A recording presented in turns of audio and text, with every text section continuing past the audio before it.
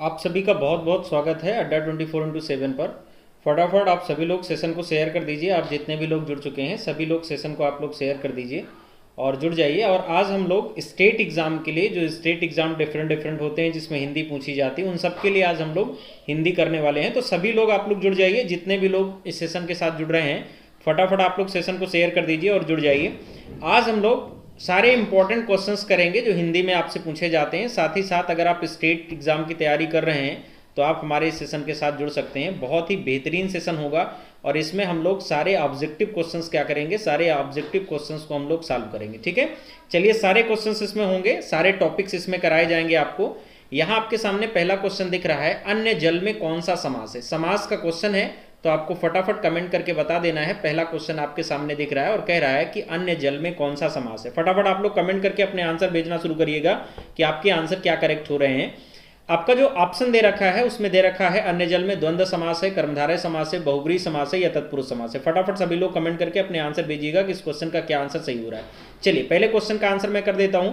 अन्य जल में कौन सा समास है, तब आपको ध्यान रखना है अन्य जल में द्वंद्व समास है। द्वंद्व को करेक्ट रूप में इस तरह से लिखा जाएगा, आपको ध्यान रखना है द्वंद्व का सही रूप इस तरह से लिखा जाएगा और पहला आंसर क्या हो जाएगा, पहला आंसर आपका करेक्ट हो जाएगा, अन्य जल में द्वंद्व समास है। देखिए द्वंद्व समास होता क्या है, अगर द्वंद्व समास की हम बात करें, ऐसा समास जिसमें दोनों पद क्या होते हैं, जिसमें दोनों पद प्रधान होते हैं। ऐसा समास जिसमें दोनों पद क्या होते हैं, दोनों पद प्रधान होते हैं, उसे आप क्या कहते हैं, दोनों पद प्रधान होंगे उसे आप क्या कहेंगे, उसे आप द्वंद्व समास कहेंगे। जैसे अगर एग्जाम्पल के तौर पर कुछ और आपके सामने मैं एग्जाम्पल रखूं, जैसे अगर आपसे कह दिया जाए भाई बहन में भी कौन सा समास है, तब भी आप क्या कहेंगे, तब भी आप द्वंद्व समास आंसर करेंगे। इसके अलावा अगर हम आपसे कहें लाभालाभ में कौन सा समास है, लाभालाभ में कौन सा समास है, लाभालाभ में, तब भी आप कहेंगे लाभालाभ में कौन सा समास बनेगा, द्वंद्व समास बनेगा। क्योंकि जब इसका आप विग्रह करेंगे तो विग्रह करने के बाद आपको क्या मिलेगा, विग्रह करने के बाद आपको मिलेगा, जब इसका विग्रह करेंगे तो लाभ और क्या मिलेगा, लाभ और अलाभ शब्द मिलेगा। इसका मतलब यहां जिस समास में क्या होता है, जिस समास में और शब्द का क्या दिखे आपको, और शब्द का लोप दिखे और विग्रह करने के बाद और शब्द क्या आ जाए, और शब्द आ जाए, तो ऐसे समास को आप क्या कहते हैं, ऐसे समास को आप द्वंद्व समास कहते हैं। ठीक है, फटाफट सभी लोग सेशन को शेयर कर दीजिए, जितने भी लोग जुड़ चुके हैं सभी लोग सेशन को आप लोग शेयर कर दीजिए। नेक्स्ट क्वेश्चन पे हम लोग चलते हैं। सामान्य का आपको विलोम बताना है कि सामान्य का विलोम क्या होगा, श्रेष्ठ होगा, सर्वज्ञ होगा, साधारण होगा या विशिष्ट होगा। सभी लोग कमेंट करके अपने आंसर करिएगा। प्रशांत कुमार जी आपका बहुत बहुत स्वागत है। सभी को गुड आफ्टरनून, जितने भी लोग जुड़ चुके हैं सभी को वेरी वेरी गुड आफ्टरनून। आप लोग सेशन को शेयर भी कर दीजिएगा और साथ ही साथ क्वेश्चंस के आंसर भी आप लोग करते रहिएगा। चलिए नेक्स्ट क्वेश्चन का आंसर करिएगा। सामान्य का विलोम क्या होगा, कई सारा ऑप्शन आपके पास रखा हुआ है। श्रेष्ठ दिया हुआ है, सर्वज्ञ दिया हुआ है, साधारण दिया हुआ है और विशिष्ट ऑप्शन आपके सामने दिया हुआ है। सभी लोग कमेंट करके आंसर करेंगे इस क्वेश्चन का आंसर क्या होगा। सभी लोग कमेंट करके आंसर करेंगे इस क्वेश्चन का आंसर क्या हो जाएगा। तब आपको ध्यान रखना है साधारण नहीं होगा, सामान्य का मतलब ही क्या होता है, साधारण। सामान्य का जब विलोम बनाएंगे तो क्या बन जाएगा, तब आपका विशिष्ट बन जाएगा। यानी आंसर आपका क्या सही हो जाएगा, डी आंसर करेक्ट बनेगा, डी आंसर क्या करेक्ट बनेगा। और साधारण का जब विशेष बनाएंगे तो क्या बन जाएगा, साधारण का विलोम बनाएंगे तो क्या बनेगा, साधारण का विलोम हो जाएगा विशेष। समझो आस्था जी आप समझिएगा, साधारण का जब विलोम बनाएंगे तो क्या बन जाएगा, विशेष बन जाएगा। जबकि सामान्य का विलोम बनाएंगे तो क्या बन जाएगा, सामान्य का विलोम बनाएंगे तो आप विशिष्ट बन जाएगा। ठीक है, नेक्स्ट क्वेश्चन पे हम लोग चलते हैं। नेक्स्ट क्वेश्चन पे अगला क्वेश्चन है, यहां आपके सामने कुछ मुहावरे दिए हैं या एक मुहावरा दिया है और कह रहा है कि कागजी घोड़े दौड़ाने का अर्थ होगा। मतलब इस मुहावरे का आपको क्या करना है, इस मुहावरे का आपको अर्थ बताना है। नकली घोड़े दौड़ाना, बहुत परिश्रम करना, व्यर्थ की लिखा पढ़ी करना या जांच पड़ताल करना। मैं आपको बता दूं, आप किसी भी स्टेट लेवल के किसी भी एग्जाम की तैयारी कर रहे हो, ये सेशन आपके लिए काफ़ी हेल्पफुल होगा। चाहे आप लेखपाल की तैयारी कर रहे हो या यूपीएसआई की तैयारी कर रहे हो या किसी अदर एग्जाम की तैयारी कर रहे हो, ये काफ़ी हेल्पफुल सेशन होगा आपके लिए। फटाफट आप लोग कमेंट करिएगा इस क्वेश्चन का आंसर क्या सही होगा। कागजी घोड़े दौड़ाने मुहावरे का क्या अर्थ होगा, तो आपको ध्यान रखना चाहिए यहाँ जो आपका आंसर हो जाएगा वो क्या हो जाएगा, व्यर्थ की लिखा पढ़ी करना। आंसर आपका सी क्या होगा, सी आंसर आपका करेक्ट आंसर बन जाएगा। ठीक है, सभी लोग सेशन को शेयर कर दीजिए, जितने भी लोग जुड़े हैं सभी लोग आप लोग सेशन को शेयर कर दीजिए। और बहुत सारे क्वेश्चन अभी हम लोग करेंगे, सारे टॉपिक के क्वेश्चन आज हमने ले रखे हैं। विलोम हो, तद्भव तत्सम हो, पर्यायवाची हो, अनेक शब्दों के एक शब्द हो, इसके अलावा आपका वर्णमाला का क्वेश्चन हो, संज्ञा का क्वेश्चन हो, सर्वनाम का क्वेश्चन हो, क्रिया का क्वेश्चन हो, सारे क्वेश्चंस आज ले रखे हैं। सबके क्वेश्चंस हैं यहाँ, इसमें सारे टॉपिक ग्रामर के आपको इंक्लूड मिलेंगे। चलिए नेक्स्ट क्वेश्चन पे आपके आते हैं और कह रहा है कि निम्नलिखित व्यंजनों में से कौन सा संयुक्त व्यंजन नहीं है। आपको बताना है कि कौन सा ऐसा व्यंजन है जो संयुक्त व्यंजन नहीं है। आपके सामने 4 ऑप्शन दिया है, छत्र दिया है, त्रंग दिया है, ज्ञान दिया है और हा दिया है। फट से आप लोग कमेंट करके अपना आंसर भेजिए कि क्या आंसर आपका करेक्ट होगा। सभी लोग जुड़ेंगे और अपना आंसर भेजेंगे, क्या आंसर सही होगा। कह रहा है कि कौन सा संयुक्त व्यंजन नहीं है। आंसर करिएगा जरा सभी लोग, जितने भी लोग जुड़ चुके हैं जरा आंसर करिएगा।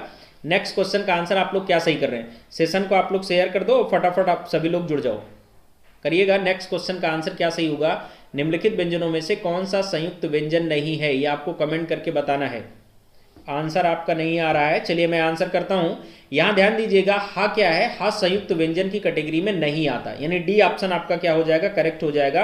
नवीन की तरफ से बिल्कुल आंसर करेक्ट आया है और प्रिया यादव की तरफ से भी आंसर बिल्कुल करेक्ट आया है, हा आंसर सही होगा। देखिएगा, अगर हम बात करें संयुक्त व्यंजन की, तो संयुक्त व्यंजनों की संख्या कितनी है। संयुक्त व्यंजनों की संख्या है 4। कौन कौन से, छत, त्रंग, ज्ञा और स्रा आपके हैं। कौन से हैं, छत, त्रंग, ज्ञा और स्रा, ये 4 संयुक्त व्यंजन हैं।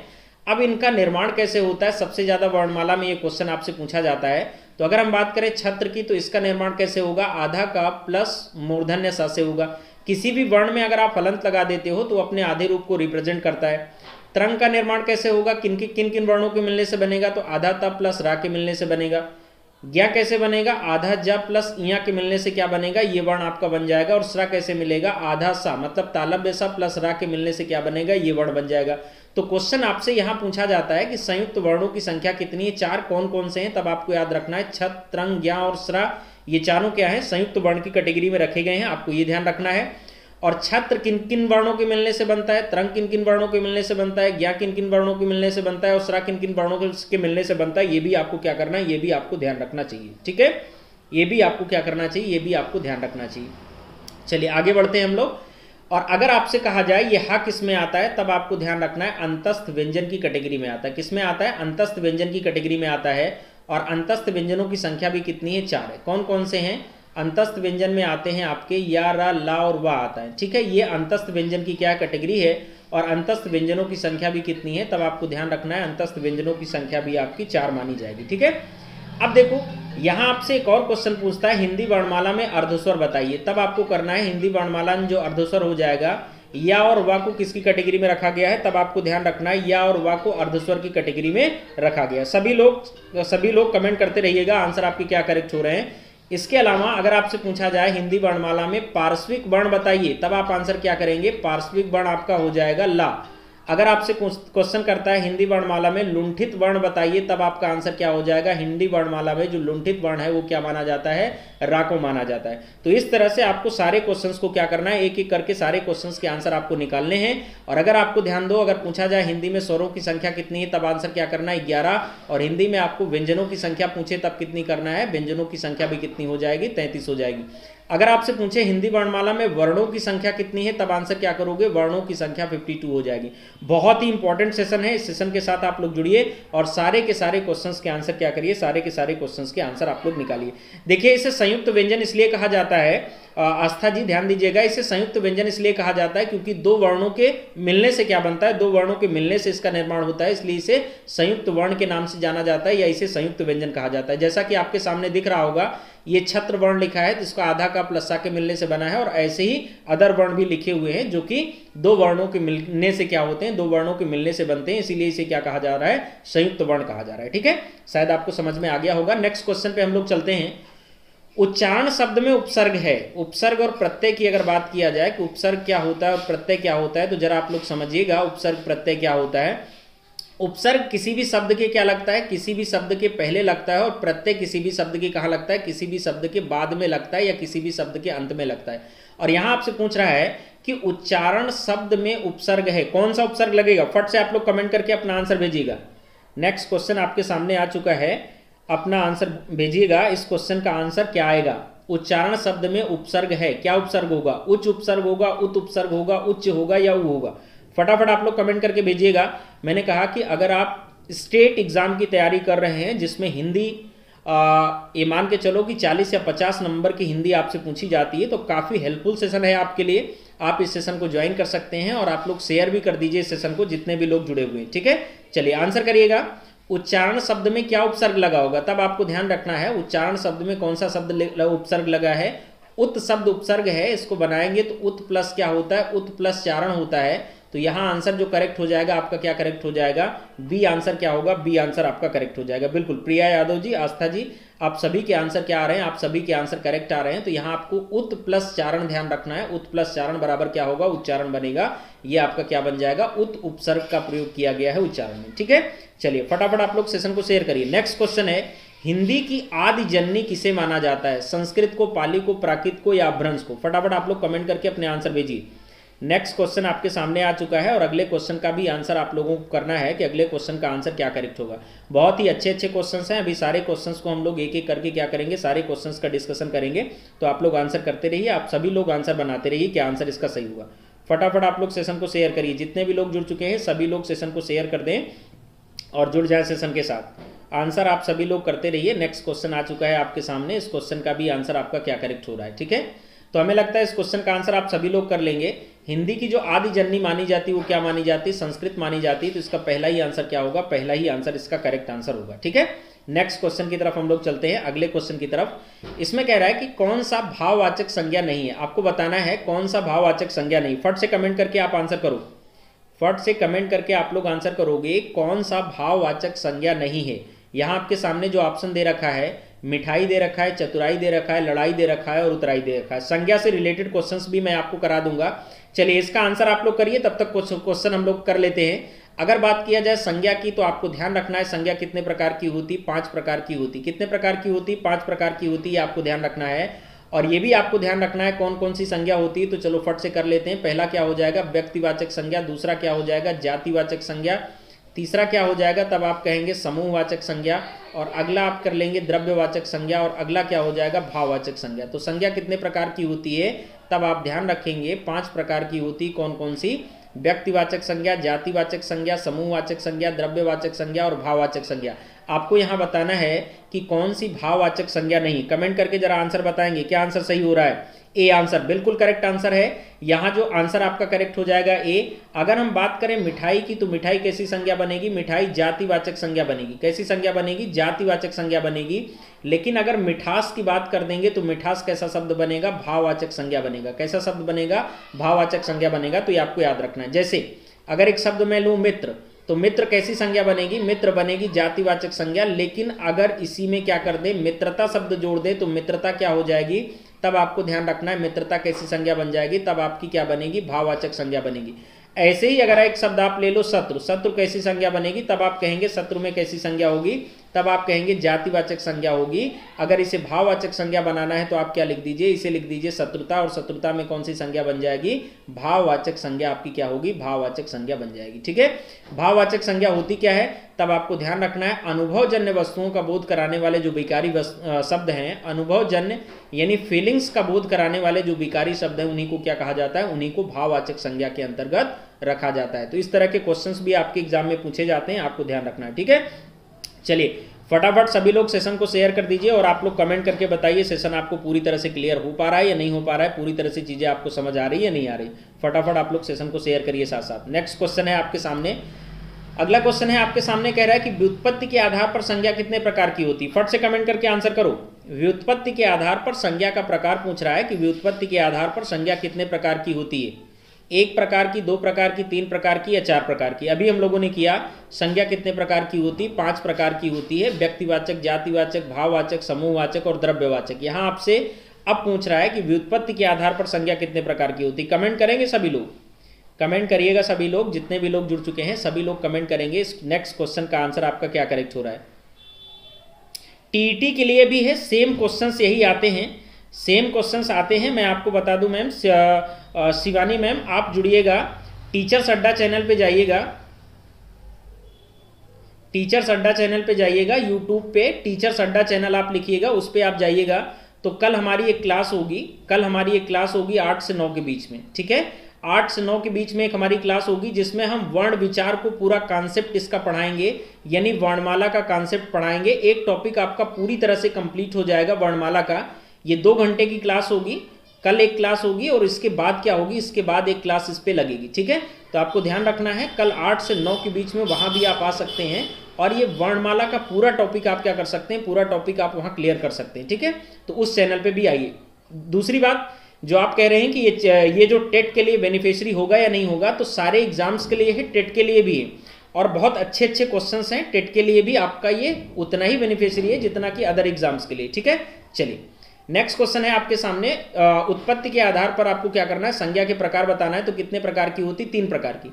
यहां आपको ध्यान रखना है, अगर व्युत्पत्ति के आधार पर पूछा जाएगा तो 3 प्रकार आपको कौन से करने हैं, तब आपको ध्यान रखना है, आपको करना है व्यक्तिवाचक संज्ञा, व्यक्तिवाचक के साथ साथ जातिवाचक संज्ञा, और अगला आपको क्या करना है, भाववाचक संज्ञा। ठीक है, तो जब आपको व्युत्पत्ति के आधार पर पूछा जाएगा तब अपने ये आंसर करेंगे 3 प्रकार की व्यक्ति, जाति और भाववाचक संज्ञा। ठीक है, ऐसे क्वेश्चंस को आपको क्या करना है, ऐसे क्वेश्चंस को आपको याद रखना है। ठीक है, आरओ एग्जाम में देखिए, आरओ एग्जाम में जो क्वेश्चंस हैं वो फिक्स क्वेश्चन है। अभी आरओ का सेशन खत्म हो गया है, बहुत सारे सेशन फ्री आपको कराए गए हैं। उसमें जो टॉपिक हैं उसमें 6 टॉपिक आपके हैं, उन 6 टॉपिक से क्वेश्चन पूछे जाते हैं। आप देखिएगा तो इसी चैनल पर यानी एसएससी अड्डा चैनल पर बहुत सारी क्लासेस आपको मिल जाएगी। ठीक है, नेक्स्ट क्वेश्चन की तरफ हम लोग चलते हैं।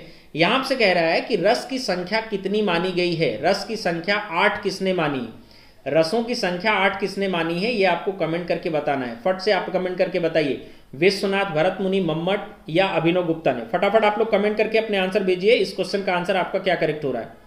सभी लोग, जितने भी लोग जुड़ चुके हैं सभी लोग कमेंट करके अपने आंसर भेजेंगे कि इस क्वेश्चन का आंसर आपका क्या करेक्ट हो रहा है। फटाफट आप लोग जुड़िएगा, सेशन को आप लोग शेयर कर दीजिए जितने भी लोग जुड़े हुए हैं, सेशन को आप लोग शेयर कर दीजिए जितने भी लोग जुड़े हुए हैं, और आंसर आप लोग फटाफट निकालते रहिए कि नेक्स्ट क्वेश्चन का आंसर आपका क्या करेक्ट हो रहा है। चलिए भाई, क्या आंसर कर रहे हैं आप लोग, आंसर करेंगे। अगले क्वेश्चन का आंसर आपको करना है, क्या आंसर निकाल रहे हैं। रस की संख्या कितनी मानी गई है, भरत मुनि के अनुसार। बिल्कुल, भरत मुनि ने रसों की संख्या कितनी मानी है, भरत मुनि ने रसों की संख्या 8 मानी है, क्योंकि उन्होंने आप कह सकते हैं शांत रस को क्या नहीं माना है, शांत रस को रस नहीं माना है, शांत रस को रस की कैटेगरी में नहीं रखा गया है, और इसीलिए भरत मुनि ने रसों की संख्या कितनी मानी है, रसों की संख्या 8 मानी है। जबकि अगर अस्थाई भाव के आधार पर आपसे पूछा जाए, अस्थाई भाव के आधार पर रसों की संख्या कितनी होती है, तब आंसर क्या करना है, तब आंसर करना है 9, यानी 9 करना है। अस्थाई भाव के आधार पर रसों की संख्या 9 होती है, जबकि भरत मुनि के अनुसार रसों की संख्या कितनी मानी गई है, तब आपको करना है 8 मानी गई, क्योंकि भरत मुनि ने शांत रस को रस नहीं माना है। ये आपको ध्यान रखना है। बिल्कुल करेक्ट आंसर है, सभी के करेक्ट आंसर आए हैं, बिल्कुल करेक्ट आंसर है सभी का। ठीक है, चलिए नेक्स्ट क्वेश्चन की तरफ हम लोग चलते हैं। अगला क्वेश्चन है, देखिए विशेषण विशेष से जुड़ा हुआ क्वेश्चन है। कह रहा है कि 250 रुपए में कौन सा विशेषण निहित है। विशेषण विशेष से आपको बताना है, यहाँ विशेषण आपको बताना है 250 रुपए में कौन सा विशेषण है। अगर हम विशेषण की बात करें तो विशेषण कितने प्रकार का होता है, 4 प्रकार का होता है। ठीक है, 4 प्रकार का होता है, उन्हीं में से एक प्रकार आपको बताना है। पूर्ण संख्यावाचक, अपूर्ण संख्यावाचक, प्रश्नवाचक या संख्यावाचक। कमेंट करके आंसर करो। नेक्स्ट क्वेश्चन आपके सामने आ चुका है और कमेंट करके आप लोग आंसर करेंगे इस क्वेश्चन का आंसर क्या करेक्ट होगा। फटाफट आप लोग आंसर करिएगा, सभी लोग जुड़िएगा और आंसर करिएगा। नेक्स्ट क्वेश्चन का आंसर आपका क्या करेक्ट हो रहा है। 250 रुपए में कौन सा विशेषण निहित है। तेजी से आप लोग आंसर करेंगे, सेशन को सभी लोग शेयर कर देंगे और तेजी के साथ आंसर करते रहेंगे कि इस क्वेश्चन का आंसर क्या सही हो रहा है। आंसर आने चाहिए भाई, आप सभी लोगों के आंसर आने चाहिए। नेक्स्ट क्वेश्चन आपके सामने आ चुका है और इस क्वेश्चन का आंसर आपको करना है। डी आंसर आ रहा है। देखिए भाई, संख्यावाचक विशेषण भी 2 प्रकार का होता है, जिसका भी कमेंट आ रहा है नवीन राम जी समझिएगा। संख्यावाचक विशेषण 2 प्रकार का, वैसे संख्यावाचक विशेषण 5 प्रकार का होता है, समझिएगा। संख्यावाचक विशेषण कितने प्रकार का, 5 प्रकार का। संख्यावाचक में एक प्रकार है कौन सा, गणनावाचक विशेषण, समझिएगा। गणनावाचक विशेषण, गणनावाचक विशेषण 2 प्रकार का होता है, एक पूर्णांक बोधक विशेषण और दूसरा क्या होता है, दूसरा अपूर्णांक बोधक विशेषण होता है। क्या होता है, एक पूर्णांक बोधक विशेषण होता है, दूसरा अपूर्णांक बोधक विशेषण होता है। तो पूर्णांक में आप क्या लिखेंगे, 100, 200, ये कैसे विशेषण है, तब आप कहेंगे 100, 200, 500, ये पूर्णांक बोधक विशेषण की कैटेगरी में आएंगे। जबकि अगर आपसे बात किया जाए, अगर हम लिख दें चौथाई, ठीक है, तो ये किस में आएगा, चौथाई के साथ साथ अगर हम लिख दें आधा, ये सब किस में आएगा, चौथाई लिख दिया, आधा लिख दिया, तो ये सब अपूर्णांक बोधक विशेषण की कैटेगरी में आएगा। तो यहाँ आपके सामने लिखा है 250 रुपए में कौन सा विशेषण है, तब आप करेंगे अपूर्ण संख्यावाचक विशेषण। क्या करेंगे, अपूर्ण संख्यावाचक विशेषण की कैटेगरी में से करेंगे। और अगर यही नंबर पूरा दिया होता तो क्या करते, पूर्ण संख्यावाचक विशेषण की कैटेगरी में रखते। यानी आंसर अपना जो करेक्ट हो जाएगा वो बी आंसर करेक्ट हो जाएगा। क्या आंसर करेक्ट होगा, बी आंसर आपका करेक्ट हो जाएगा। ठीक है, प्रिंसी सोनी जी आपका भी बहुत बहुत स्वागत है। जितने भी लोग जुड़ चुके हैं सभी लोगों का बहुत बहुत स्वागत है। फटाफट आप लोग सेशन को सभी लोग शेयर कर दीजिए, जितने भी लोग जुड़ रहे हैं सभी लोग सेशन को आप लोग शेयर कर दीजिए, इसका सभी लोग आप लोग सेशन को शेयर करिए। नेक्स्ट क्वेश्चन पे चलते हैं। अगला क्वेश्चन है, देखिए विलोम से जुड़ा हुआ क्वेश्चन है, कह रहा है अतिवृष्टि का विलोम आपको बताना है कि अतिवृष्टि का विलोम क्या होगा। अतिवृष्टि का विलोम बताना है, अतिवृष्टि का विलोम क्या होगा। अतिवृष्टि का मतलब क्या होता है मैं आपको बता दूं, जहां ज्यादा बारिश होती है, क्या हो, जहां ज्यादा बारिश होती हो, बारिश से रिलेटेड है। अतिवृष्टि का मतलब जहां बारिश क्या हो, बारिश ज्यादा हो, उस क्षेत्र को क्या कहा जाएगा, अतिवृष्टि कहा जाएगा। तब इसका जब विलोम बनाएंगे तो आप क्या बनेगा, अल्प वृष्टि बनेगा या लघु वृष्टि बनेगा, अनावृष्टि बनेगा या न्यून वृष्टि बनेगा। फट से आप लोग कमेंट करके आंसर बताइएगा क्या आंसर सही होगा। फटाफट आप लोग कमेंट करके अपने आंसर भेजते रहिएगा, क्या आंसर आप लोगों का करेक्ट आ रहा है। नेक्स्ट क्वेश्चन आपके सामने आ चुका है, इस क्वेश्चन का भी आंसर आपको करना है कि आप क्या करेक्ट आंसर इस क्वेश्चन का कर रहे हैं। चलिए भाई सभी लोग जुड़िएगा। और कल आपको हमने बताया 8 से 9 क्लास है, 8 से 9 अगर आपको पढ़ना है, वर्णमाला का टॉपिक आपको पूरी तरह से तैयार करना है, तो कल ये वर्णमाला का टॉपिक हम आपको पढ़ाएंगे। टीचर्स अड्डा चैनल को आप सब्सक्राइब कर लीजिएगा और पूरे क्वेश्चंस वहां होंगे, एक भी क्वेश्चंस बचेगा नहीं जो वर्णमाला का आपको छूट जाएगा। 2 पार्ट में हम कराएंगे, पार्ट 1 और पार्ट 2 में। तो इसके साथ आप जरूर जुड़िए, ये पूरा का पूरा टॉपिक आपका क्या होगा, कंप्लीट होगा। ए आंसर आ रहा है। अतिवृष्टि का क्या होगा, अनावृष्टि होगा। क्या आंसर होगा, अनावृष्टि आंसर होगा। अतिवृष्टि मतलब अतिवृष्टि जहां आवश्यकता यानी जरूरत से ज्यादा बारिश हो, अनावृष्टि मतलब जहां बारिश ना हो। तो आंसर क्या सही हो जाएगा, सी आंसर सही हो जाएगा। और किसकी तरफ से आंसर सही आया है, करेक्ट आंसर आया है, पल्लवी की तरफ से आंसर बिल्कुल करेक्ट आया। बिल्कुल पल्लवी जी आपका आंसर बिल्कुल करेक्ट है। नेक्स्ट क्वेश्चन पे हम चलते हैं। कह रहा है कि धुंधला शब्द में आपको विशेषण बताना है, संख्यावाचक, गुणवाचक, सार्वनामिक विशेषण या उपयुक्त में से कोई नहीं। फट से आप कमेंट करके अपने आंसर बताओ। अगले क्वेश्चन का आंसर आपको बताना है कि अगले क्वेश्चन का आंसर आपका क्या करेक्ट आ रहा है। सभी लोग फटाफट जुड़िएगा और आंसर करिएगा कि नेक्स्ट क्वेश्चन का आंसर आपका क्या करेक्ट आ रहा है। सभी लोग जुड़ेंगे और आंसर करेंगे कि नेक्स्ट क्वेश्चन का आंसर आपका क्या करेक्ट आ रहा है, बताएंगे। अरे सर मैं कलिंगा बात कर रहा हूँ, पैरा बोर्ड से, पहचानेंगे कि नहीं आप? हम अभी क्लास ले रहे हैं, बाद में बात करते हैं आपसे। धुंधला शब्द में विशेषण है, आप लोग फट से कमेंट करके बताएंगे धुंधला शब्द में कौन सा विशेषण है। फटाफट आप लोग कमेंट करके बताइएगा नेक्स्ट क्वेश्चन का आंसर क्या सही हो रहा है। फटाफट आप लोग कमेंट करिएगा। चलिए, धुंधला कैसा है, ये गुणवाचक विशेषण की कैटेगरी में आएगा। किस में आएगा, गुणवाचक विशेषण की कैटेगरी में आएगा। मेरा भी सही था, कोई नहीं, आपका भी सही है शिवानी जी, चलेगा, मैंने देखा नहीं, आपका भी सही होगा। फटाफट आप लोग कमेंट करिएगा। देखिए, गुणवाचक जो विशेषण होता है, मैं आपको बता दूं, गुणवाचक जो विशेषण होता है वो कितने प्रकार का होता है, तब आपको ध्यान रखेंगे। गुणवाचक विशेषण कितने प्रकार का होता है, गुणवाचक विशेषण 7 प्रकार का होता है। कितने प्रकार का होता है, 7 प्रकार का होता है। इसका एक कोड भी हमने आपको बता रखा है, आकार दगुस। हमारा पूरा वीडियो विशेषण विशेष्य का पड़ा हुआ है, आप जाके देख सकते हैं। आप सिर्फ आपको यूट्यूब पर टाइप करना है विशेषण विशेष्य सर्जरी के नाम से, और एसएससी अड्डा का पूरा चैनल आपके सामने खुल जाएगा। और उसमें जाएंगे आप तो विशेषण विशेष सर्जरी लिखेंगे तो आपको विशेषण विशेष्य का 3 घंटे का टॉपिक आपको मिल जाएगा। देखिए, आकार होता है, काल होता है, रंग होता है, दशा होता है, गुण होता है, स्थान होता है और दिशा होता है। यही 7 प्रकार के क्या होते हैं, यही 7 प्रकार के विशेषण होते हैं। अब देखिएगा, इसमें समझिएगा, जो आपका रंग की कैटेगरी में आता है, धुंधला क्या है, धुंधला एक रंग है। क्या है, धुंधला एक रंग है। अगर आपसे धुंधला के साथ साथ फीका पूछा जाए तो फीका भी क्या है, कलर है। अगर आपसे सुनहरा पूछा जाए तो सुनहरा भी क्या है, सुनहरा भी एक कलर है। यानी आपका आंसर जो सही हो जाएगा वो क्या हो जाएगा, गुणवाचक विशेषण। अगर आपसे काला भी कहा जाए, काला में कौन सा विशेषण है, तो आप कहेंगे काला में विशेषण है, कैसा विशेषण है, गुणवाचक विशेषण की कैटेगरी में आता है। किस विशेषण, गुणवाचक विशेषण की कैटेगरी में आपका आएगा। ठीक है, चलिए नेक्स्ट क्वेश्चन की तरफ हम लोग आगे चलते हैं। हर्ष कश्यप जी, आपका भी बहुत बहुत स्वागत है हर्ष जी। नेक्स्ट क्वेश्चन पे चलते हैं। और देखिए, एक परिवार की पर्यायवाची पूछ रहा है कि परिवार की पर्यायवाची क्या होगी। कमेंट करके आंसर बताओ। नेक्स्ट क्वेश्चन आपके सामने आ चुका है और इस क्वेश्चन का आंसर भी कमेंट करके आप बताओ। परिवार का पर्यायवाची है, गृह होता है, कुटुंब होता है, भवन होता है या आगार होता है। फट से आप लोग कमेंट करके बताएंगे इस क्वेश्चन का आंसर भी आपका क्या करेक्ट हो रहा है। फटाफट आप लोग जुड़ेंगे और आंसर करेंगे इस क्वेश्चन का भी आंसर क्या करेक्ट आ रहा है। तेजी से आप लोग जुड़िएगा, आंसर बताइएगा इस क्वेश्चन का आंसर भी आपका क्या करेक्ट आ रहा है। इस क्वेश्चन का आंसर सभी का करेक्ट आना चाहिए। जरा मैं देखता हूं इस क्वेश्चन का आंसर क्या करेक्ट है।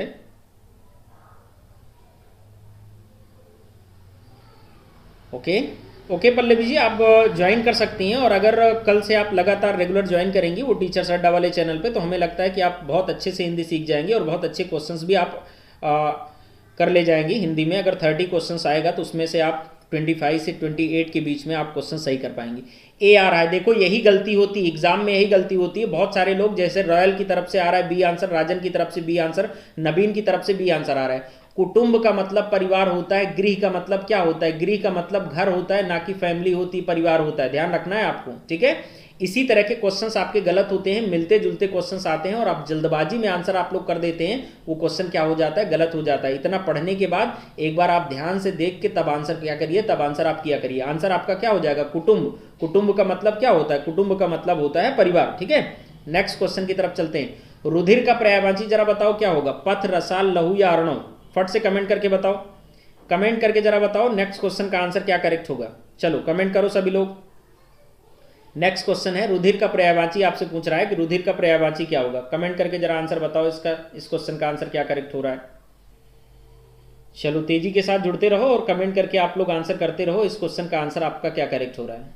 जुड़ जाओ फटाफट। नेक्स्ट क्वेश्चन पे आप आ चुके हो। रुधिर का पर्यायवाची है पथ, रसाल, लहू या अर्णव। फटाफट आंसर करो। सी आंसर आ रहा है, सी आंसर आ रहा है, लहू बिल्कुल सही है, इसमें देखना ही नहीं है आपको, सी आंसर आपका करेक्ट हो जाएगा।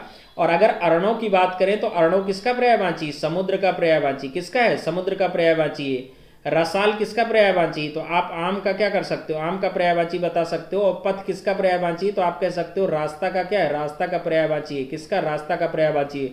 तो इस तरह के क्वेश्चंस के आपको आंसर निकालने हैं, ठीक है। चलिए नेक्स्ट क्वेश्चन की तरफ आगे बढ़ते हैं। अगला क्वेश्चन है, बिल्कुल सही है, जिन्होंने सी क्वेश्चन सी आंसर किया है उनका बिल्कुल करेक्ट आंसर है। यहां कह रहा है कि विजयदशमी में कौन सी संज्ञा है, जरा बताएंगे। भाववाचक, जातिवाचक, समूहवाचक, व्यक्तिवाचक। फटाफट कमेंट करके बताइएगा। नेक्स्ट क्वेश्चन आपके सामने आ चुका है और अगले क्वेश्चन का आंसर आप लोग बताइएगा कि विजयदशमी में कौन सी संज्ञा बनेगी। चलिए आंसर करिए।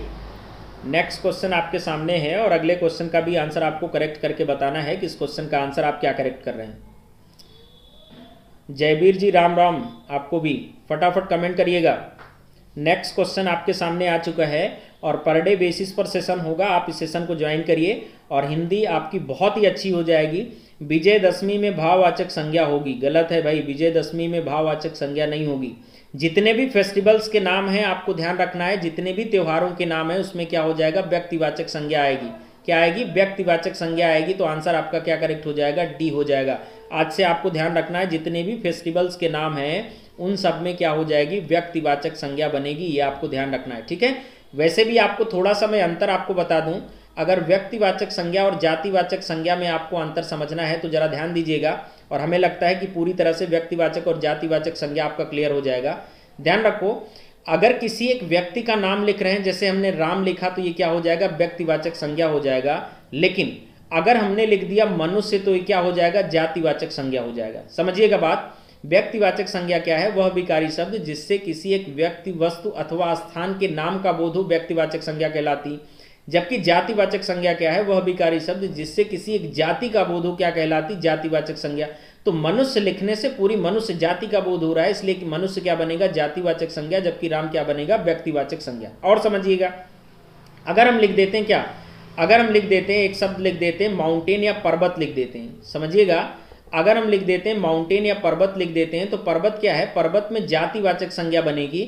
और किसी एक पर्वत का आप नाम लिख दो, जैसे हमने लिख दिया हिमालय, रॉकीज लिख दिया, तो क्या हुआ, ये पर्वत का नाम हो गया। तब इसमें क्या बनेगी, तब आप कहेंगे इसमें व्यक्तिवाचक संज्ञा बनेगी। हिमालय और रॉकीज में व्यक्तिवाचक संज्ञा है, जबकि पर्वत में क्या बनेगी, जातिवाचक संज्ञा बनेगी। इस तरह से आपको ध्यान रखना है। जैसे आपने नदी लिख दिया तो नदी में क्या बनेगी, जातिवाचक संज्ञा। और किसी एक नदी का नाम लिख दो तो क्या बन जाएगी, किसी एक नदी का नाम लिख दिया हमने, गंगा लिख दिया, गोदावरी लिख दिया, हमने नदी का नाम लिख दिया, तो इसमें क्या बन जाएगी, तब आपको ध्यान रखना है इसमें व्यक्तिवाचक संज्ञा बनेगी। जबकि नदी लिख रहे हैं तो जातिवाचक संज्ञा का एग्जाम्पल बनेगा। ध्यान दीजिएगा, अगर हमने लिख दिया घोड़ा तो घोड़ा में कौन सी संज्ञा बनेगी, जातिवाचक। लेकिन हमने लिख दिया चेतक, क्योंकि घोड़े का नाम है तो ये क्या बनेगी, व्यक्तिवाचक संज्ञा के अंतर्गत जाएगी। और देखो, अगर हमने लिख दिया कंथक, कंथक लिख दिया तो बुद्ध के घोड़े का नाम क्या था, कंथक। कंथक में कौन सी संज्ञा बनेगी, तब आप कहेंगे व्यक्तिवाचक संज्ञा बनेगी। लेकिन अगर घोड़ा लिखेंगे तो क्या बन जाएगी, जातिवाचक संज्ञा बन जाएगी। ऐसे ही अगर गाय लिख रहे हैं तो क्या बनेगी, जातिवाचक संज्ञा आएगी। और अगर आप कामधेनु लिख रहे हैं, किसी एक गाय का नाम लिख दे रहे हैं, तो क्या बनेगी, व्यक्तिवाचक संज्ञा बनेगी। ये आपको ध्यान रखना है। और इस तरह से आप आंसर जब करेक्ट करेंगे तो आपके सारे आंसर्स क्या होंगे, सारे आंसर्स आपके करेक्ट होंगे। हमने आपको यहाँ समझा भी दिया कि व्यक्तिवाचक संज्ञा और जातिवाचक संज्ञा में किस तरह से क्या करेंगे, किस तरह से आप अंतर क्लासिफाई करके समझ पाएंगे। ठीक है, नेक्स्ट क्वेश्चन पे हम लोग चलते हैं, अगले क्वेश्चन पे। अब बताइएगा भूकंप में किस प्रकार की संज्ञा होगी, फट से आप लोग कमेंट करके बताइएगा। नेक्स्ट क्वेश्चन का आंसर आप लोग करिएगा। अगले क्वेश्चन का आंसर नवीन जी, रॉयल जी, पल्लवी जी, जगवीर जी, सभी लोग आंसर करिएगा। जयवीर जी आप भी आंसर करिएगा। नेक्स्ट क्वेश्चन का आंसर क्या सही होगा। यहाँ कह रहा है भूकंप में किस प्रकार की संज्ञा होगी। अगले क्वेश्चन पे हम आ चुके हैं और अगले क्वेश्चन का आंसर आप सभी को करना है कि क्या सही हो रहा है। चलिए सभी लोग जुड़िएगा और आंसर करिएगा, अगले क्वेश्चन का आंसर आपका क्या करेक्ट हो रहा है। फटाफट आप सभी लोग जुड़ के अपने आंसर को करिएगा कि नेक्स्ट क्वेश्चन का आंसर आप क्या करेक्ट कर पा रहे हैं। ठीक है, नेक्स्ट क्वेश्चन का आंसर आप लोग करिएगा, क्या आंसर सही कर पा रहे हैं भाई। चलिए किसी का कमेंट आ रहा है भाई, सभी लोग कमेंट करेंगे। चलिए यहाँ जो आंसर हो जाएगा भूकंप में कौन सी संज्ञा है, तब आपको ध्यान रखना है भाववाचक संज्ञा बनेगी। कौन सी संज्ञा बनेगी, भाववाचक संज्ञा यहाँ बनेगी। यानी आंसर जो अपना करेक्ट हो जाएगा वो सी आंसर क्या होगा, सी आंसर करेक्ट हो जाएगा। बहुत ही आसान क्वेश्चंस हैं, इन क्वेश्चंस के आंसर हमें लगता है आप सभी को आने चाहिए। अगर आप संज्ञा, सर्वनाम, क्रिया, विशेषण, इन सारे टॉपिक्स को आप पढ़िए। बहुत सारे टॉपिक हमारे यूट्यूब पर पढ़े हुए भी हैं। अड्डा 24/7 पे यानी एसएससी अड्डा के चैनल पे भी बहुत सारे वीडियो पड़े हुए हैं। यूपीएससी अड्डा पे भी बहुत सारे वीडियो पड़े हुए हैं। तो वहाँ से जाके आप क्या कर सकते हैं, वहाँ से जाके आप कॉन्सेप्ट वाले टॉपिक को भी देख सकते हैं। नेक्स्ट क्वेश्चन है आपके सामने, कह रहा है कि धरती शब्द का तत्सम बताइए। चलिए भाई फटाफट आप लोग आंसर करिए। तत्सम कैसे शब्द होते हैं, तब मैं आपको बता दूं, जितने भी संस्कृत के शब्द होते हैं उन्हीं को क्या कहा जाता है, तत्सम कहा जाता है। और जितने भी आम बोलचाल की भाषा के शब्द होते हैं उन्हीं को तद्भव कहा जाता है। कमेंट करके आप आंसर बताएंगे धरती का तत्सम क्या बनेगा। चलो कमेंट करके आंसर बता डालो, नेक्स्ट क्वेश्चन का क्या आंसर करेक्ट होगा। फटाफट आप लोग जुड़िएगा और कमेंट करके आपके आंसर आने चाहिए कि नेक्स्ट क्वेश्चन का आंसर आप क्या कर रहे हैं। नेक्स्ट क्वेश्चन का आंसर आप क्या कर रहे हैं, मैं आपको बता दूं 50,000 प्लस वैकेंसी यूपी में आ रही है। यूपी में आ रही है और यूपी SSSC के थ्रू ये सारी वैकेंसी आएंगी। तो आप लोग अभी से तैयार हो जाइए। हिंदी का एक अहम रोल है इन एग्जाम्स में। 50,000 प्लस 50,000 से ज़्यादा वैकेंसी आनी है। ठीक है, सी आंसर सही होगा, बिल्कुल सही है। धरती का जो बनेगा तत्सम वो क्या बनेगा, धरित्री बन जाएगा। ठीक है, नेक्स्ट क्वेश्चन पे हम लोग चलते हैं। अगला क्वेश्चन है महुआ का तत्सम आपको बताना है क्या बनेगा। मधुप बनेगा, मधुक बनेगा, मधुकर बनेगा या मधुआ बनेगा। कमेंट करके आंसर करिएगा। नेक्स्ट क्वेश्चन पे आ चुके हैं और नेक्स्ट क्वेश्चन का आंसर भी आपको करना है कि नेक्स्ट क्वेश्चन का आंसर आपका क्या करेक्ट हो रहा है। सभी लोग जुड़िएगा, नेक्स्ट क्वेश्चन का आंसर क्या करेक्ट हो रहा है। सभी लोग फटाफट जुड़ के आंसर बताइएगा, अगले क्वेश्चन का आंसर आपका क्या करेक्ट हो रहा है। महुआ शब्द का तत्सम बताना है, क्या बन रहा है, क्या बना रहे हैं आप लोग। Next question, next question, next question आपके सामने आ चुका है, इसका भी आपको आंसर करना है। इसका आंसर क्या करेक्ट हो रहा है, ठीक है, करिएगा। इसका आंसर क्या करेक्ट होगा फटाफट। आज सारे टॉपिक के क्वेश्चंस आपके लिए लेके आए हैं। सारे टॉपिक के क्वेश्चंस हैं, कोई भी ऐसा टॉपिक नहीं जिनके क्वेश्चंस आपको देखने को नहीं मिलेंगे। तो सारे टॉपिक के क्वेश्चंस यहाँ रखे गए हैं। महुआ का मैं बता दूं, महुआ का तत्सम बनाएंगे तो क्या बनेगा, मधुक बन जाएगा। यानी आंसर अपना जो करेक्ट हो जाएगा वो क्या हो जाएगा, बी आंसर अपना राइट हो जाएगा। ठीक है, नेक्स्ट क्वेश्चन पे चलते हैं। अगला क्वेश्चन है आपके सामने, मदल काली पतलून पहनकर खेलने आया है। मैं आपको बताना है, मैं विशेषण है। इसमें कौन सा शब्द विशेषण के रूप में इस्तेमाल किया गया है। काली शब्द, पतलून शब्द, मदल या खेलने शब्द क्या किया गया, विशेषण के रूप में इस्तेमाल किया गया है। कमेंट करके नेक्स्ट क्वेश्चन का आंसर भी आप बता सकते हैं। अगले क्वेश्चन का आंसर आप क्या करेक्ट किया आपने। ठीक है, इस क्वेश्चन का आंसर आपने क्या करेक्ट किया, इसको आप कमेंट करके अपना आंसर भेजिएगा। इसमें कौन सा शब्द विशेषण के रूप में क्या किया गया है, कौन सा शब्द विशेषण के रूप में प्रयोग किया गया है। फटाफट आप लोग जुड़ के कमेंट करके अपने आंसर भेज सकते हैं कि इस क्वेश्चन का आंसर आपने क्या करेक्ट किया है। ठीक है, आंसर करिएगा। नेक्स्ट क्वेश्चन आपके सामने दिख रहा है, इस क्वेश्चन का भी आपको आंसर करके बताना है कि इस क्वेश्चन का आंसर आपका क्या करेक्ट आ रहा है। ठीक है, यहाँ आपको हमने पहले ही बताया गुणवाचक बिल्कुल सही है, ए आंसर है। प्रिया यादव की तरफ से आ रहा है, ए आंसर सही हो जाएगा। अभी हमने गुणवाचक विशेषण की चर्चा की थी, बस क्वेश्चन बदल दिया है, आंसर वही होगा। गुणवाचक विशेषण 7 प्रकार के होते हैं, उसमें से एक हमने आपको कलर कराया था, रंग कराया था। तो काला यहाँ क्या हो जाएगा, विशेषण के रूप में इस्तेमाल किया गया है। जबकि पतलून किसके रूप में, विशेष्य के रूप में इस्तेमाल किया गया है। मदन भी विशेष्य होगा। और यहाँ खेलना किसके रूप में, क्रिया के रूप में इस्तेमाल किया गया है। बिल्कुल सही है। आपका रोहित कुमार जी, आपका भी सही आंसर है, बिल्कुल करेक्ट आंसर है रोहित जी आपका भी। नेक्स्ट क्वेश्चन पे चलते हैं। चौथाई में कौन सा विशेषण है? शायद इसको भी मैं करा चुका हूं, इसका आंसर भी आप लोग कर सकते हैं। चौथाई में कौन सा विशेषण बनेगा? फटाफट आप लोग कमेंट करके आंसर करिए और एकदम जोर लगा दीजिए सभी लोग, जितने भी लोग तैयारी कर रहे हैं। और पर डे सेशन के साथ आपको क्या करना है, जुड़ना है। सारे क्वेश्चंस की प्रैक्टिस हम करा देंगे, जितने भी तरह के क्वेश्चंस पूछे जाते हैं सारे टॉपिक के।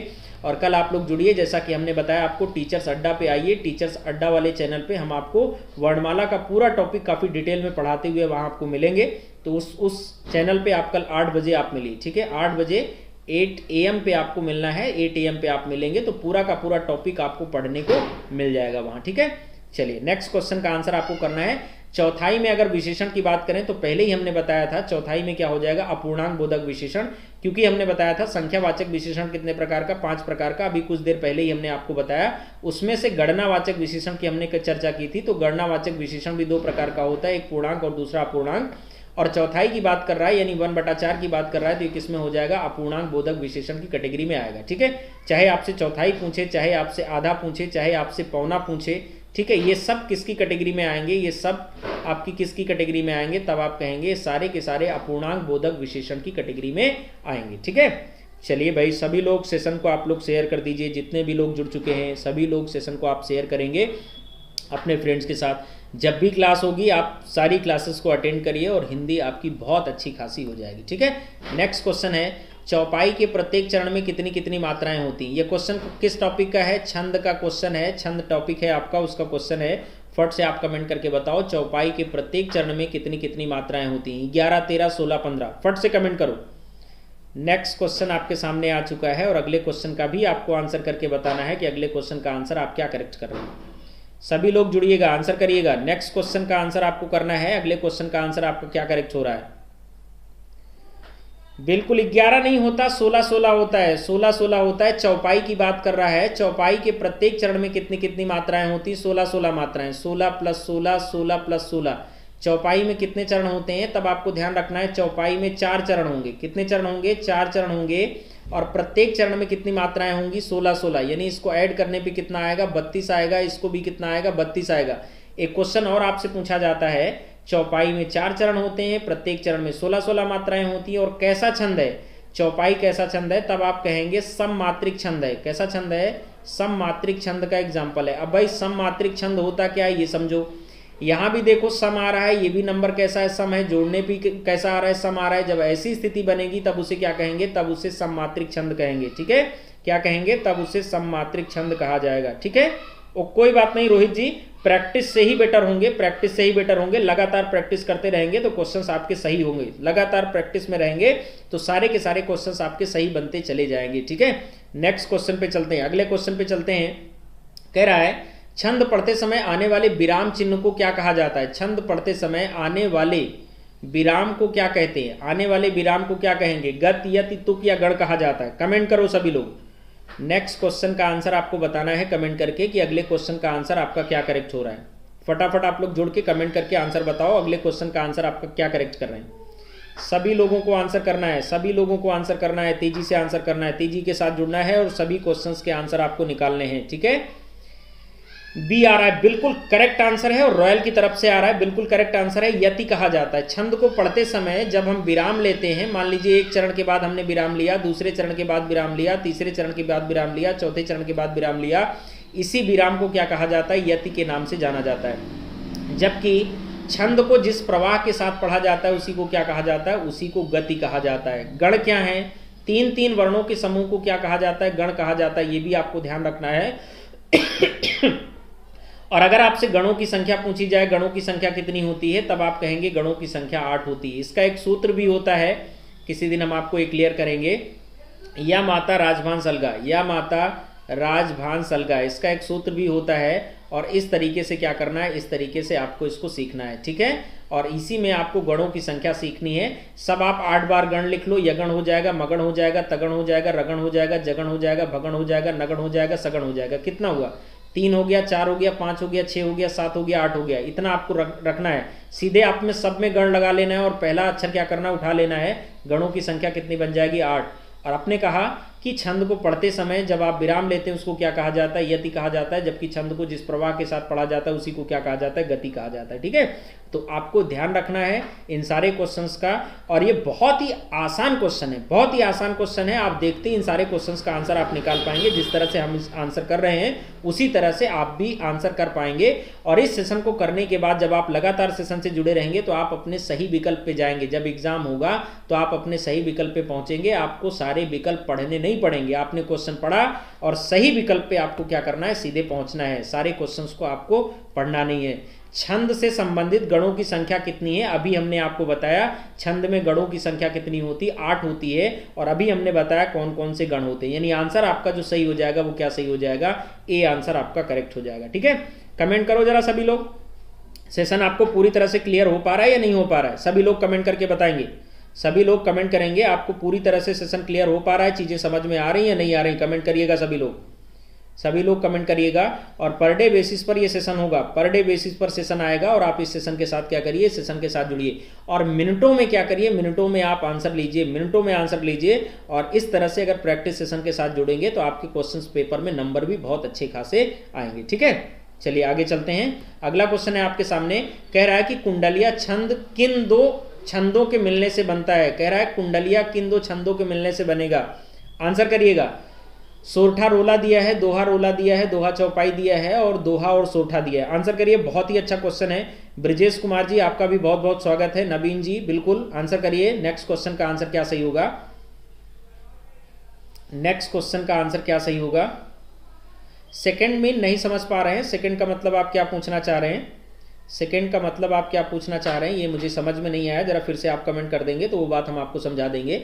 कह रहा है कि कुंडलिया किन दो छंदों से मिलकर बनता है। कमेंट करके आप लोग बताइएगा, कमेंट करके बताइएगा। टाइमिंग सेम है, हाँ टाइमिंग सेम रहती है। 2 से 3 के बीच में कभी भी ये सेशन लगता है, आप लोग ध्यान रखिएगा। 2 से 3 के बीच में ये सेशन आता है, कभी भी आपको 2 से 3 के बीच में मिलेगा। आधे घंटे का ये सेशन रहता है। सी आंसर आ रहा है, सी आंसर आ रहा है। तो आपको ध्यान रखना है, दोहा प्लस रोला मिलके क्या बनेगा, दोहा प्लस रोला मिलके कुंडलिया बनेगा। क्या बनेगा, दोहा रोला मिलके कुंडलिया बनेगा। किस में दिया है दोहा रोला, बी में दिया है। यानी आंसर आपका जो करेक्ट हो जाएगा वो क्या हो जाएगा, बी आंसर। और ये कबीर कुमार की तरफ से आंसर करेक्ट आया। बिल्कुल कबीर जी, बिल्कुल, वेरी गुड, बहुत बढ़िया आंसर आया है आपकी तरफ से। बी आंसर आपका करेक्ट हो जाएगा। दोहा और रोला मिल जाएंगे तब क्या बनेगा, कुंडलिया बनेगा। ये भी आपको ध्यान रखना है। ठीक है, नेक्स्ट क्वेश्चन की तरफ हम लोग चलते हैं, अगले क्वेश्चन की तरफ। कह रहा है बिडौजा शब्द का पर्यायवाची। बताओ भाई बिडौजा का पर्यायवाची क्या होगा, फटाफट कमेंट करके बताओ। बिडौजा का पर्यायवाची क्या होगा, या बिडौजा पर्यायवाची शब्द है किसका, नक्षत्र का, अप्सरा का, इंद्र का या पत्थर का। कमेंट करो सभी लोग। एकता शर्मा जी आपका भी बहुत स्वागत है। शिवानी गुप्ता जी जुड़ चुकी हैं, आपका भी बहुत बहुत स्वागत है।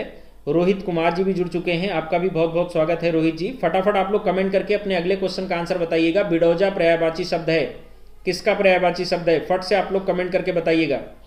नेक्स्ट क्वेश्चन आपके सामने आ चुका है और इसका भी आंसर आपको करके बताना है कि नेक्स्ट क्वेश्चन का आंसर आप क्या करेक्ट कर रहे हैं। सभी लोग जुड़ेंगे, आंसर बताएंगे। तो यहां आपका जो आंसर करेक्ट हो जाएगा मैं कर दे रहा हूं। बिडौजा किसकी पर्यायवाची, इंद्र की पर्यायवाची। किसकी, इंद्र की पर्यायवाची। कई बार क्वेश्चन आपके यहाँ पूछा जा चुका है। नेक्स्ट क्वेश्चन है, कह रहा है कि श्री कामता प्रसाद के अनुसार विराम चिन्हों की संख्या कितनी है। तब आपको ध्यान रखना है कामता प्रसाद के अनुसार जो विराम चिन्हों की संख्या है वो कितनी है, 20 है। अगले क्वेश्चन का आंसर आपका क्या हो जाएगा, 20 सही हो जाएगा। नेक्स्ट क्वेश्चन का आंसर 20 सही हो जाएगा। तो पर डे बेसिस पर आप लोग इस सेशन के साथ जुड़िएगा। आज हम यहीं तक रखते हैं, नेक्स्ट सेशन जब भी होगा आप इस सेशन के साथ जुड़िए और हम लोग क्लास रेगुलर करते रहेंगे। ठीक है, बहुत बहुत स्वागत है सभी का। जितने भी लोग हमारे साथ जुड़े सभी का बहुत बहुत स्वागत है। और कल हमारी क्लास हिंदी की होगी और उसमें हम लोग वर्णमाला पढ़ेंगे। 8 से 9 PM की 8 से 9 AM के बीच एक क्लास होगी। किस चैनल पर, टीचर्स अड्डा पर ये क्लास होगी। तो आप टीचर्स अड्डा पर पहुंचिएगा 8 से 9 के बीच में। और काफ़ी डिटेल क्लास हम लोग करेंगे, वर्णमाला की काफ़ी डिटेल क्लास हम लोग करेंगे। मैं बार बार बोल रहा हूँ, ये वर्णमाला की क्लास करने के बाद आपको कहीं से कुछ भी पढ़ने की जरूरत नहीं होगी। पूरा का पूरा सेशन आपका क्या हो जाएगा, पूरा का पूरा सेशन आपका क्लियर हो पाएगा। ठीक है, बहुत बहुत स्वागत है सभी का, जितने भी लोग हमारे साथ इस सेशन में जुड़े। ठीक।